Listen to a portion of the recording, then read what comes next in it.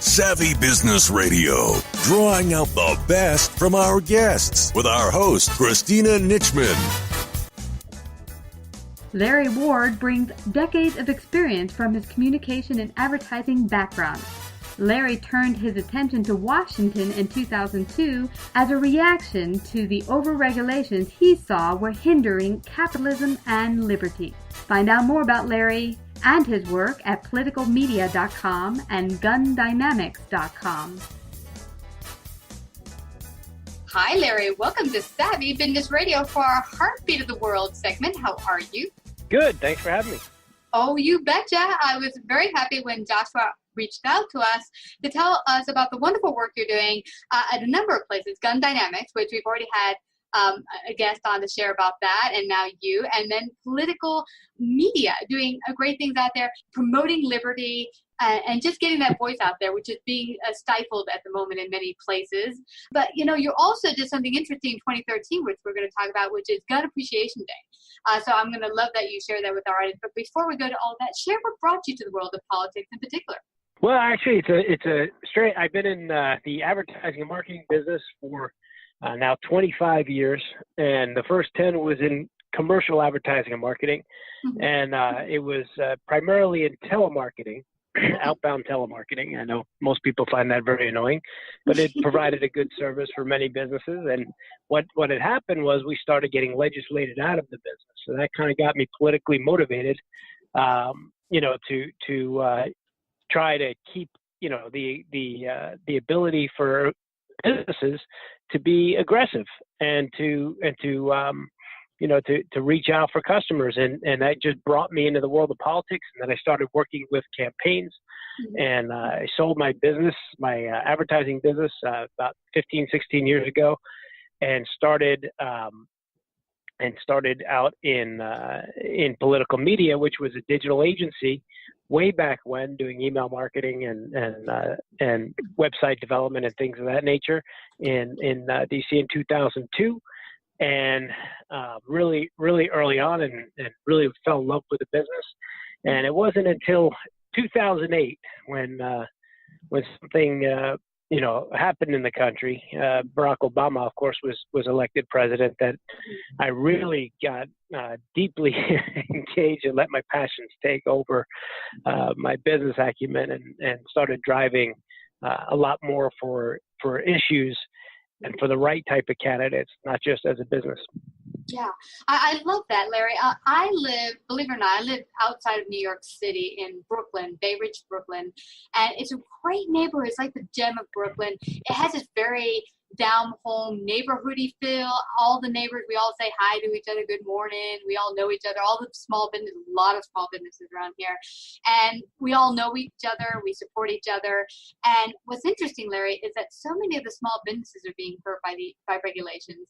And, when people think, oh, well, we want to get down these big corporations that are, hurting, and they need regulations to keep them in check, blah, blah, blah. I'm thinking, but that's not who's being hurt. When I talk to business owners in this neighborhood here, small coffee shop, a Chinese, restaurant or whatever, or a laundromat, they're being hurt by these regulations. And I mean, just think about it. Right outside my favorite coffee shop, they have this little seating area where right outside their coffee shop, I think you have to sweep the street outwards of a couple feet, and you'll be ticketed if it's not clean, quote unquote.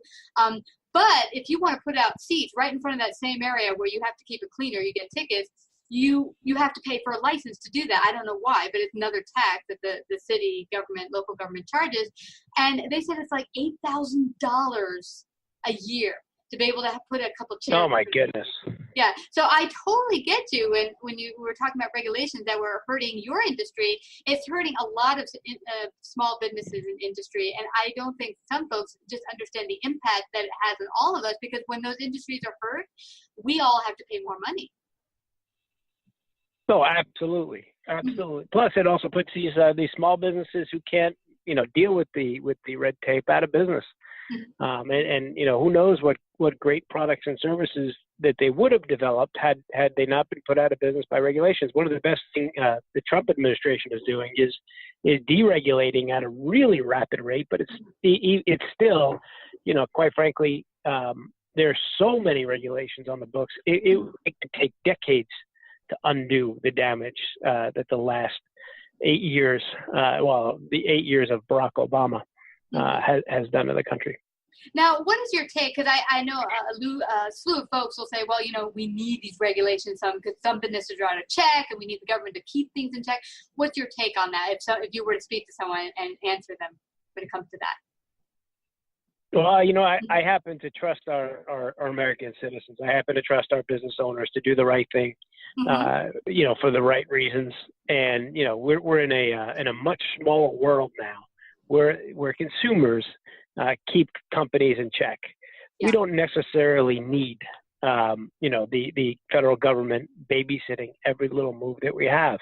If a business isn't providing good service or is cheating their customers or doing anything that's wrong for their neighborhood or communities, it's pretty well policed by the consumers just on the internet. So.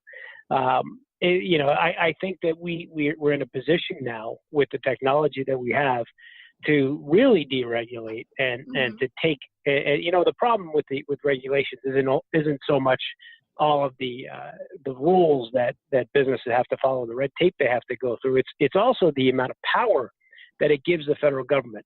Ooh. And there's the more and more regulations, the more and more power they have to bribe businesses, particularly big businesses that can afford it, into rewriting regulations in their favor. So it's a terrible problem, and it's one that has to be solved. You're absolutely right. And what I like about you mentioning there that the consumer can be the one to regulate. It doesn't have to be the federal government. In fact, by allowing them to do it, we're giving them way too much power. In some cases, that will work against all the people, including small businesses. But what I think is so important is social proof. Social proof is one of the things that really gets people today more than ever to go out and buy things. For me, if I am looking on Amazon for a new product I'm thinking of buying, I'm looking at all the reviews. And first starting with the negative reviews. What are they saying most negative about this product? And these are consumers who are filling me in about why this product is good or not good. And it's more than ever, social proof and reviews and testimonials are the things that people are relying on, deciding, is this a good product or business I should work with? So it really gives the consumer and the citizens the power to choose what business should stay in business and which ones shouldn't. And I couldn't agree more that is a great way that, and I said this on the show before, that really we have the power with your purse to not give something business if we don't agree with it, but just to keep yourself armed and informed, because a lot of the bigger businesses, you don't know what they're doing. So it behooves you to go out there and see what are they doing? What is their mission statement? How, where are they getting their goods from? Are they paying like a third world country pennies and then selling it upwards of like a lot of money and then treating people like crap? I mean, if that's something you're against, then don't buy that product. Absolutely. And look, there's the you mentioned Amazon. Mm-hmm. And so that's obviously the positive side of what's going on with technology, but there is a negative side of it. Now, could you imagine if Amazon all of a sudden only let negative reviews on a product and started playing favorites based on politics? Because we are seeing that. We are seeing things like, there's a couple of stories recently where Amazon is not publishing, not selling books on a very fair scale if they don't like the content of the book. And we see with Google, obviously Google's algorithm is terribly slanted to the mainstream media and to liberal bias. And so now we've got to even question, what we've been using and trusting for years to give us the right information. We have to really question: are we getting the right information? Are we getting the right tools? And you got to look at what's going on in Silicon Valley. The term "drain the swamp," which I think is a great term. Yes. I think it's a term that helped get President Trump elected. But the problem is that's not the whole truth. We need to drain the swamp on both coasts. It's bi-coastal. And the swamp in D.C. is not quite as dangerous as the swamp in Silicon Valley. And, we have to as consumers, and this is why we started Gun Dynamics as a crowdfunding platform. We have to, as consumers, be very, very vigilant in terms of who we're giving money to, and what they're doing with their platforms, and are they censoring? Are they demonstrating a bias in real ways against businesses? You see it with the Silicon Valley, but in the gun industry, you can't advertise on Google for guns or gun parts or anything gun related. You can't advertise on Facebook anything gun related. You can't advertise on Twitter anything gun related. So they've got a whole industry completely shut out from reaching the mass of consumers on the internet.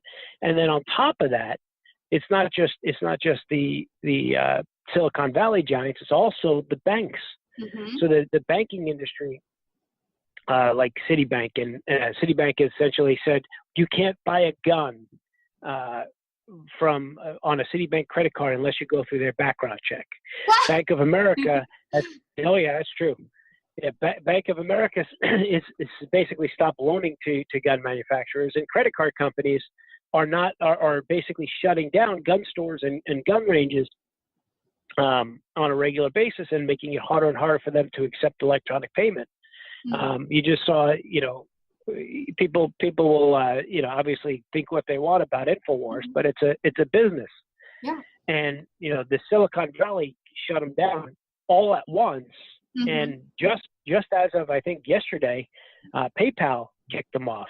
Wow. So we're getting to a point, and this has all been, whether you believe the Bible or not, this has all been prophesied. Yes. We're getting to a point where you need the number to actually engage in commerce. Yeah, it's getting that way. And I think, honestly, that was the whole point of the smartphone. I see people, including myself, becoming reliant on it, business on it, personal on it. And I've heard some people say, I would die without my iPhone or cell phone. And that's exactly what they want. Next, they're like, we'll make it that much easier. Your cell phone will be in your wrist. We'll just inject you with this little thing. No worries. Yeah, I mean, people think, oh, no, it's just, yeah. They're just like, it's just convenience. That's all, folks. But, it is way more concerning than people realize. I mean, we had a recent guest, and that's, I think, what you might be referring to if you know him, Texted. He wrote a book, and he came on our show recently, Miller, to talk about his great book. And, I don't agree with his stance, but that's fine. We've had folks on our show here. Now, let me just get that straight. We've had folks on our show here that are conservative, not conservative, middle of the ground. I want all folks to come and talk, because the whole point of Heartbeat of the World was that we were fighting all over the country, and we can't solve problems by screaming and hollering. So I wanted all folks to come and share their view in a respectful manner. But when you have your whole group of people being silenced, and I know the left will say, well, that's not true, that's conspiracy. It's not conspiracy. That happened with that book. And even my show, which is primarily all over the place. I mean, we have guests of all different thoughts and ranges. And when we've had guests that are more conservative, that video has been put down or demonetized, and now primarily our whole site is demonetized. But that's done on purpose. And the guest we had on that was the first one to be demonetized was not even a super conservative guest. He lives in California. He just happened to be a medical doctor that realized that the pharmaceutical company was a little bit overreaching and using lobbyists to do things that were not all that great. And he shared that 2 years ago. Recently, they demonetized it and took it, stopped it from getting money. But see, that's just another, what they would probably call not status quo and somewhat conservative viewpoint. But that is really disconcerting when people and the consumer can only get one frame of thought. In order to make an informed decision, you need to have all thoughts coming to the table. Middle ground, not so middle, more conservative, more left. You need to see all of the picture to make an informed decision. Well, not if you ask a liberal. Liberals used to be the ones fighting for things like free speech and civil liberties, and now they just want to shut down, and it's incredible. They think that they think by shutting down conservatives that they'll be the only ones left speaking. I think that's what they truly believe, that we don't deserve to be heard because we're, Neanderthals or whatever they call us, deplorables. But what they're doing is they're trying to give the state power over speech. Yeah. And they're trying to give corporations power to silence their opponents. And it's just a matter of time before, those on the left that get silenced. Because, at the end of the day, it's, the tyrannical governments and tyranny doesn't care whose side you're on. No. You're basically a slave to the state. And that's what we have to be very careful of and conscious of. And that's why, conservatives should always fight for a liberal's right to speak. Not necessarily to shout in a Senate confirmation hearing for a Supreme Court justice, but that being said, well, see, that's what they're not understanding. Sure. They're not understanding. They think throwing garbage cans around and burning it means that's my free right, or burning a flag. Since when is that speech? I mean, say your piece, but allow the other side to say their piece, and equally listen. And that's basically what we wanted to do here on this Heartbeat of the World segment. I have a business show. This is Savvy Business Radio, 7 years, mostly business. But right around the elections, my business folks were coming on bashing one side or the other. One gal coming on saying all conservatives are idiots. And of course, when I edited, I took that off because I'm like, some of my listeners may be conservative, and I don't agree with that, including myself.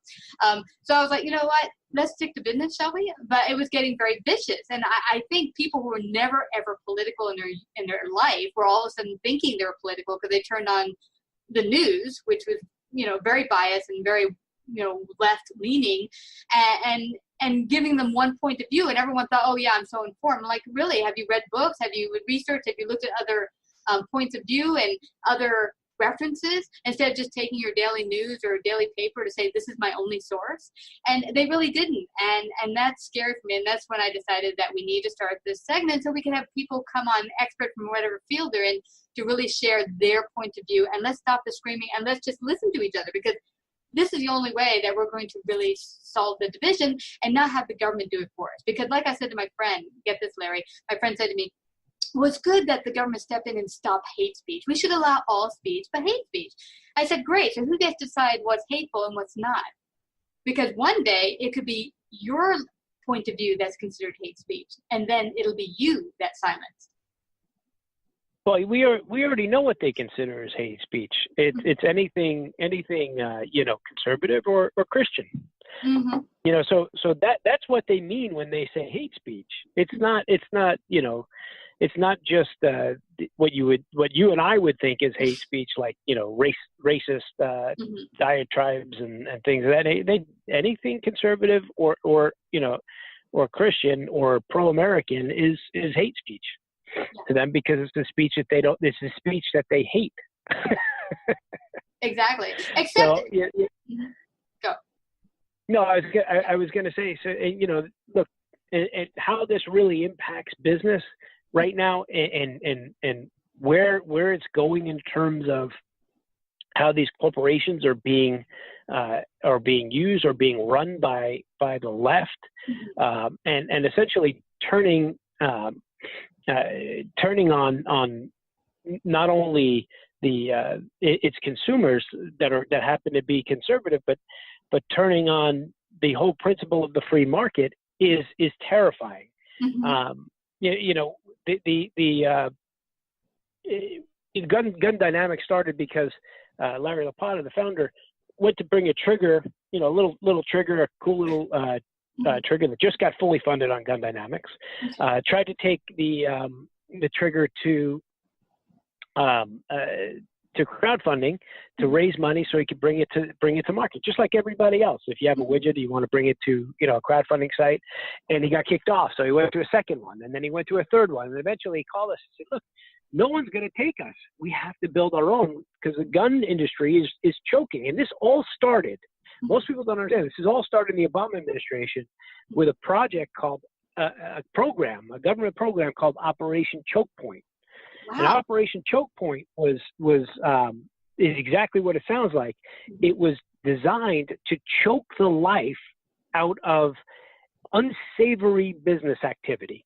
And what that was really the Second Amendment. That was their primary focus, and other type of businesses. So they wanted to financially choke and make it very, very hard or impossible to fund or to do commerce with any business that has anything related to their unsavory business practices, according to the left. And when Obama lost and Hillary Clinton couldn't continue that program, and Donald Trump took office, the Operation Choke Point was killed. So what the liberals did is they said, okay, we don't need the government to run this. We have control over these major banks and banks in the boardroom. We have control over Silicon Valley. We're just going to institute Operation Choke Point from the boardroom. And that's what these corporations are doing, is they're basically legislating and dictating from the boardroom. They're unelected board members of corporations that are now starting to tell us what we can do and what we can say and what we can buy or sell. Now, I'm curious, why would businesses be interested in choking the life out of citizens having guns? I can see the federal government saying, let's disarm the people, because then we can have more power over them, and it just gives us, they could never rise up. But why would businesses be in favor of that? Well, it's activists, right? So that the elitists that are living, they're protected the communities with armed guards who are sitting on these major corporation boards. They just say, well, we can't allow this. This is not, my social club can't allow, guns. So what we have to do is, I can't be part of a board that sells guns, or I can't be part of a board that finances firearms. And it's all just a political motivation and quite frankly a terrible takeover of the free market system. And the problem is government intervention to fix it is never the answer. Ronald Reagan said it best. The scariest words from the government is, "I'm with the government. I'm here to help." We don't want the government. We don't want the government to fix this problem. No. The only way to fix this problem is for people to be educated, for people to understand what's at stake, and for the free market to create alternatives in the marketplace. We have to stop using Google. We have to stop using Facebook. We have to put our money where our mouth is in terms of an investment. We have to start investing in companies. If you've got the funds and you can do it, create your own little Shark Tank and invest in businesses that'll make money, but keep it to a point where you're only going to invest in companies that respect our rights as American citizens and the free market system. Yeah, absolutely. And that's exactly what I was talking about voting with your pocketbook. Now, the one thing I hear a lot, I live near New York City. I travel a lot into Manhattan, and I see some people carrying around propaganda on shirts or bags saying, get guns off the street and keep our children safe. And that's something really plugged hard by mainstream media. One thing I think, I've lived in some really not so good areas in Manhattan in the past or in the boroughs, and in the times like that, who has the guns mostly? It's not the citizens, because it's really hard to get guns in New York City. It's the bad guys, the drug dealers, or, the criminals, and they get them very easily. So when a liberal will say, or left-leaning person will say, oh, well, this will keep our kids safe. Will it? Because the people who are breaking the law aren't getting them legally. And so that's one thing. Go. Absolutely. And look, the FBI recently released a report this year, released a report that over the last couple of years, there have been 8 schools that would have had a school shooting if not for a good guy with a gun. 8 schools. You know what they didn't have was they didn't come out with a report to say how many schools were saved by gun-free zones, because that would have been 0. Yeah. Guns are not saved.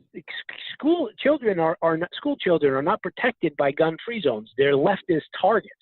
Yes. But if you've got a resource officer, an armed teacher, an armed principal, an armed responsible adult who is trained with a firearm, that will protect and save lives.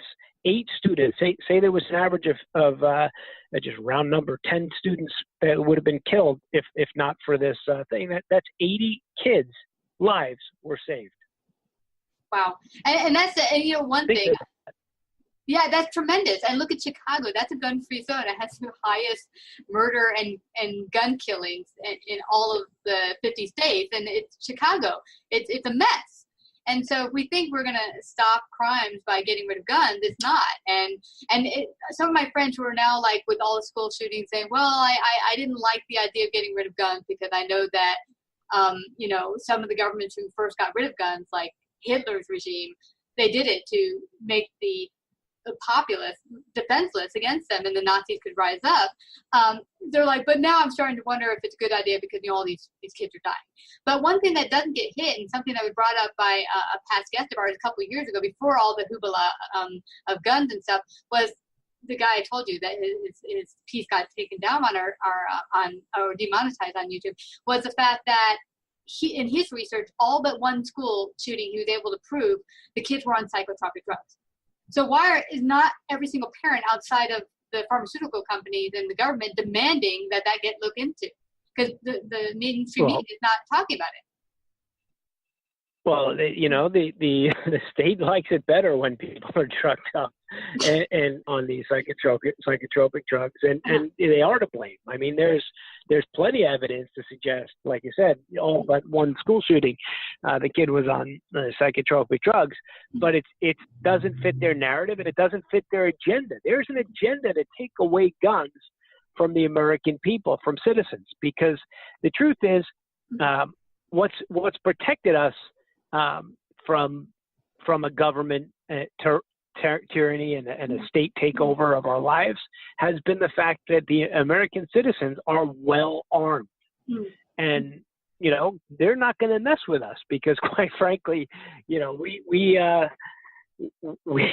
if the stuff hits the fan, the American people are prepared to defend ourselves and our freedoms, and they can't have that. The left and the statists and the tyrannists can't have that.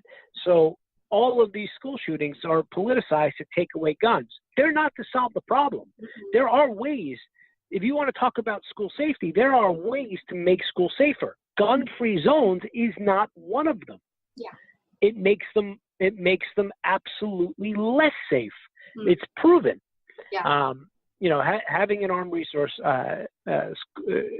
school officer there, reinforced doors, there's better security, better technology. There are ways that we can, by a proven method, protect our children. And if these elitists and these leftists were truly concerned about kids' lives, they would be talking about that. They would be talking about psychotropic drugs, and they would not be talking about guns. Yeah. Because guns aren't the problem. It's the homicidal maniacs that are the problem. Yeah. And it's really, you're looking at the tool that the crime was perpetrated with. You're not looking at what the cause is. And I find it interesting in a lot of the cases with these kids who go haywire. Oh, well, he was just a ticking time bomb ready to happen. I was like, well, great. So why didn't anyone do anything about it?